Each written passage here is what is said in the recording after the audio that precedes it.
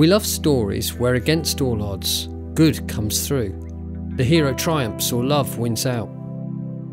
We're gripped also by giant-killing stories from sport, or when victory comes out of the jaws of defeat.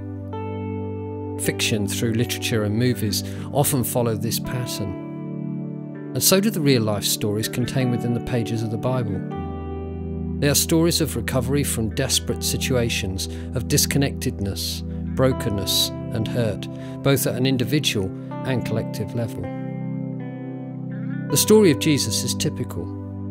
Jesus, a man representing life in every sense, is increasingly subjected to the destructive powers of evil until, facing the ultimate in suffering and humiliation, he is crucified to death. It's a situation that in the natural sense cannot possibly be overturned. Yet there is resurrection. God somehow intervenes to make the impossible possible.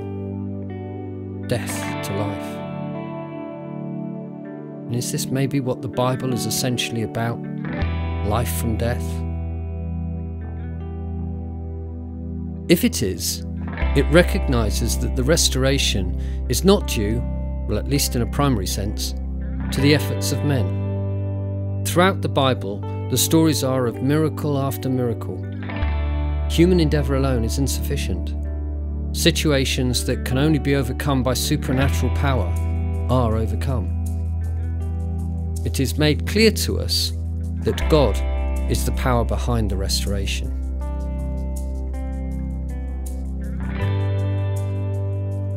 During the mid-19th century, there was a powerful time of spiritual revival, which began in the USA through the ministry and preaching of Charles Finney.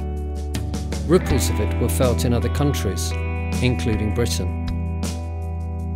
One of the preachers anointed in this move of the Spirit was Welshman Christmas Evans. Born on Christmas Day 1766, at the back end of the spiritual revival that came to be known as the First Great Awakening, Evans had a difficult upbringing. He was illiterate until his late teens, and famously lost an eye after being set upon at a particularly rowdy fair. But the personal transformation experienced by Evans mirrored the moral, social and religious renewal that took place through his ministry. A renewal that politics alone could not effect. And this is the way that God so often seems to work. He raises up people like Evans and does great work through them. People that do not seem to have ability or credibility, education or qualification. People of little status in the eyes of the world.